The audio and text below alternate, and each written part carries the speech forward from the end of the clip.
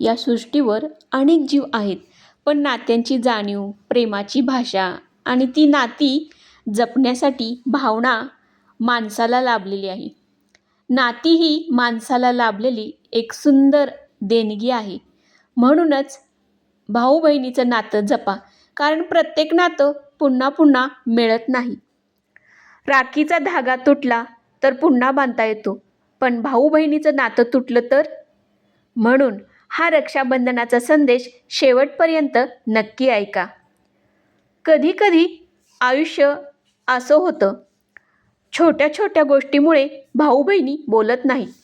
कधी एखाद्या कारणामुळे एकमेकाकडे जाणं होत नाही आणि बघता बघता सण येतो आणि निघून जातो. पण खरं सांगायचं तर नात्यामध्ये रुसवा असू शकतो, मतभेद असू शकतात, पण नातं कायमचं तोडून टाकणं हे योग्य नाही. रक्षाबंधन आपल्याला एक सुंदर गोष्ट शिकवतं, आपली माणसं जपा. कारण पैसा, वस्तू, सुखसोयी पुन्हा मिळू शकतात, पण मनापासून प्रेम करणारी माणसं पुन्हा मिळतीलच असं नाही. बहिणीने भावाच्या हातावर बांधलेली ती राखी म्हणजे फक्त एक धागा नाही, त्यात बालपणीच्या आठवणी असतात, होय की नाही?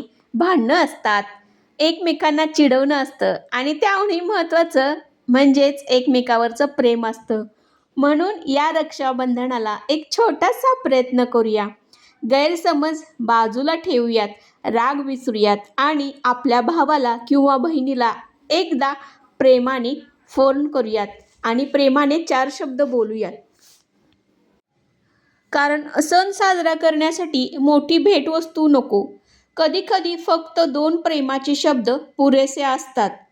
तुमच्या आयुष्यातील असा एखादा भाऊ किंवा बहीण असेल तर हा व्हिडिओ त्यांच्यापर्यंत नक्की पोहोचवा. कदाचित एक छोटासा मेसेज एकदा तुटलेलं नातं पुन्हा जोडेल.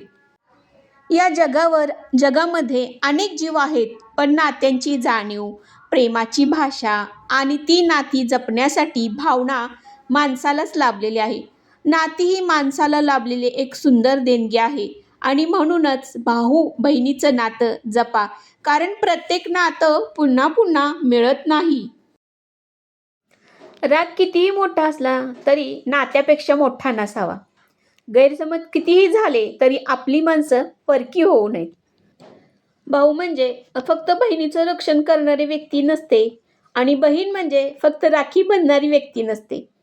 भाऊ बहीण म्हणजे एकमेकाच्या आयुष्यातल्या आठवणीचा सगळ्यात सुंदर भाग असतो.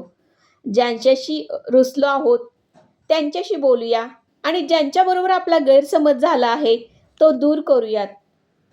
कारण आयुष्य खूप छोटं आहे आणि हे आपण आनंदानं जगलं पाहिजे. सण दरवर्षी येतील, राखी पण दरवर्षी बांधली जाईल, पण आपली माणसं कायम आपल्यासोबत असतीलच असं नाही. आणि म्हणून आपली नाती आपणच सांभाळली पाहिजेत. फक्त भाऊ बहिणी नाही तर आपल्या आयुष्यात बरीच नाती असतात. आपण बऱ्याच नात्यांना वेगळाच अर्थ दिलेला असतो. बरीच नाती एका शब्दामुळे, एका गैरसमजामुळे दूर झालेली असतात. तर ही नाती आपण जपली पाहिजेत. मैत्रिणींनो, आपण लहान असू किंवा मोठे, लहान असलो तर लहान आहे म्हणून नम्रपणा स्वीकारला पाहिजे आणि जर आपण नात्यात मोठे असलो तरी आपण मोठे आहोत म्हणून लहानांना समजून घेतलं पाहिजे आणि प्रेमानं एखादा फोन केला पाहिजे. मग आपली बहीण असू दे, आपला भाऊ असू दे, आपली भावजं असू दे, आपली नणंद असू दे, आपली सासू असू दे, आपली आई असू दे किंवा आपली छोटीशी बाल मैत्रीण असू दे. मैत्रिणींनो, ही सगळी नाती आयुष्यात आवश्यक आहेत ग. नात्यांमुळे तर आयुष्य सुंदर बनतं आणि नात्यांना जर आपण आपल्या आयुष्यातून दूर केलं तर आयुष्य काहीच नाहीये ग. त्यामुळे ही नाती आपण सांभाळली पाहिजेत. रागापेक्षा प्रेम मोठं ठेवलं पाहिजे आणि आपल्या भाऊ बहिणीला तर फक्त रक्षाबंधना दिवशी नाही तर वर्षभर आणि मनापासून जपा.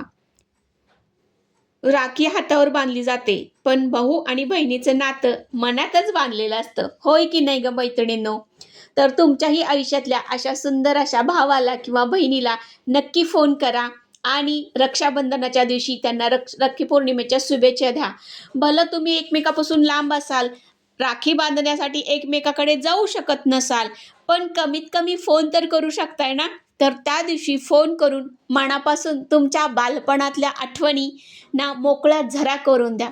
मैत्रिणींनो, तुम्हाला माझा जर व्हिडिओ आवडला असेल तर नक्की लाईक, शेअर आणि सबस्क्राईब करा. त्याचबरोबर एक छोटीशी कमेंट करा, माझा हा विचार तुम्हाला कसा वाटला.